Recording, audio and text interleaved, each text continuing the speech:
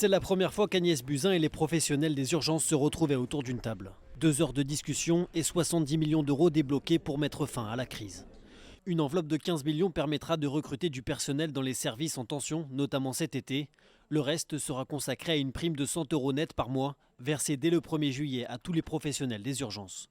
Ils sont en première ligne face à des citoyens qui parfois sont en état d'ébriété, sont parfois psychiatriques, parfois violents et ils subissent ces incivilités en permanence. Je rappelle que la grève aux urgences à la PHP est partie d'un événement lié à des incivilités.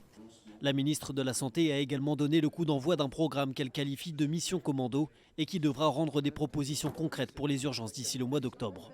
Un ensemble d'annonces qui ne satisfait que partiellement les professionnels du secteur. Nous avons besoin aujourd'hui non pas d'une aumône pour l'hôpital, mais d'un véritable plan Marshall. Vous savez, les besoins pour l'hôpital aujourd'hui, ils sont assez simples. C'est 4 milliards d'euros, on peut les obtenir immédiatement. C'est en supprimant un impôt injuste qui est prélevé sur l'hôpital qui s'appelle la taxe sur les salaires. 4 milliards d'euros.